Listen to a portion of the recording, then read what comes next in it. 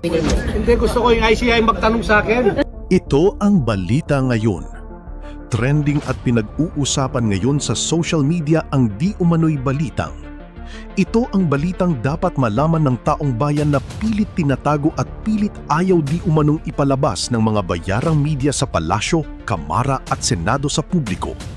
Pero bago ang lahat, kung bago ka pa lamang sa channel na ito at nais mong manatiling updated sa mga maiinit na balitang politika, huwag kalimutang mag-like, mag-subscribe at i-click ang notification bell para hindi ka mahuli sa bawat bagong video na aming inilalabas.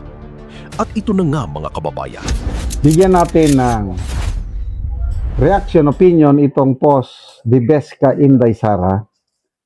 Pinost niya dito ang pahayag ni Senator Lito Lapid tungkol sa boto niya sa Senado. Ako po, sabi niya, ay tahimik na nagmamasid dito sa loob ng session hall sa Senado. At bumoto po ako ng naayon sa aking puso at minamasdan ko din po ang mga galawan ng aking mga kasamahan dito. I don't know ang kanyang boto, ano bang sinasabing boto? Doon ba sa pagboto niya sa Senate presidency? Kasi nagbubutuhan eh. O pwede rin bang boto sa impeachment trial? So siguro ito, boto niya doon sa nangyayaring kudita sa Senado. So, doon siya sa minority. Sila yung original na siyam na pumili nung nagkaroon ng botohan, pinili niya ang leadership ni Senator Tito Soto. Yun ang boto niya. So, yan sinabi niya nga, bumoto ako na ayon sa aking puso at nagmamasid. Minamasdan ko din po ang galawan ng aking mga kasamahan dito.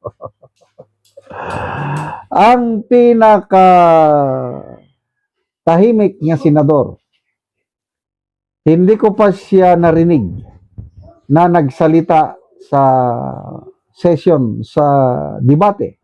Mabuti pa si Senator Pacquiao noon, at least paminsan-minsan si Pacquiao nagsasalita. Eh si Lito Lapid talagang wala.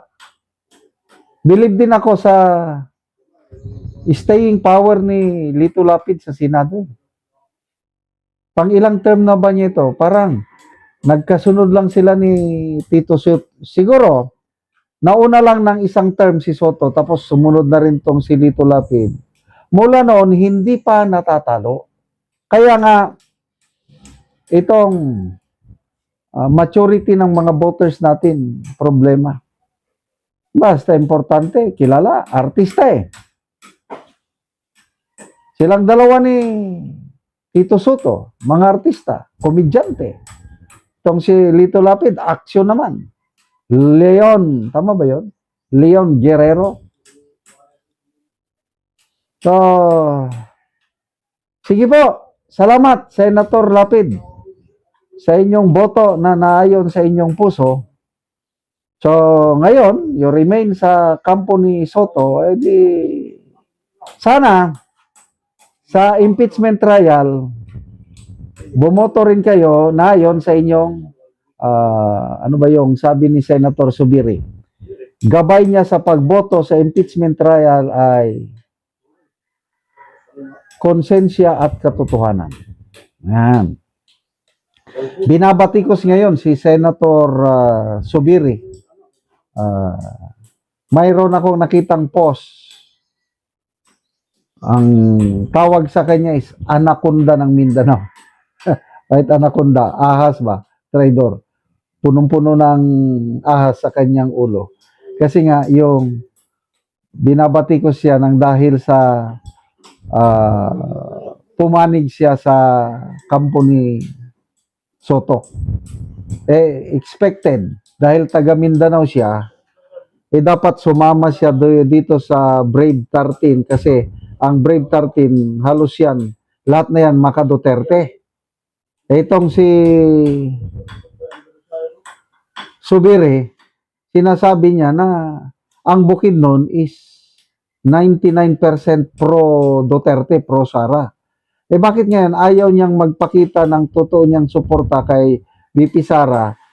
Doon pa siya kumampi kay Soto. Kaya binabatikos siya ngayon.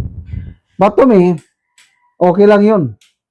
Dahil nakikita ko na meron naman siyang rason kung bakit ayaw niyang sumama sa Brave 13 dahil minsan nagkainitan na sila ni Escudero, nagkainitan din sila ni SP Cayetano. Kaya ayaw niyang sumama doon. But it does not mean to me, sa akin lang ito.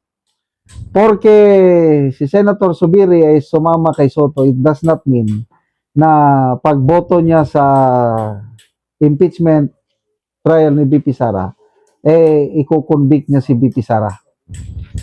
Tingin ko, he will remain true to his word na ayaw niya sa impeachment at boboto siya, isa siya sa boboto ng acquittal ni BP Sara or playing safe. Dahil re-electionist pala si Subiri. Kung gusto niyang mag-play safe, pwede siyang boboto ng acquittal or the very least is abstention. Itong si Senator Lito Lapid naman, nag-observe lang daw kung ano ang agos, anong gusto ng kasamaan, susunod lang yan. And I believe, nakikita ko itong si Senator Lito Lapid, isa siya sa boboto ng conviction ni BP Sara. Kasi walang problema sa kanya dahil bago lang siyang nanalo. Hindi pa siya magre-re-elect ngayong 2028. Kaya no worries. Kaya yan, yung mga bagong nanalo na senador, Lito Lapid, Lacson, Soto, Pangilinan, Bam Aquino, may another 3 years pa sila. Kaya Erwin Tulfo, boboto yan ng ng conviction. Ang mga re-electionist na pwedeng playing safe is sina Rafi Tulfo, ayan, si Subiri at itong si Gatchalian. So, good luck sa mga senator natin sa pagboto nila sa impeachment trial ni BP Sara. Salamat mga kaibigan sa inyong pagsubaybay sa channel na ito.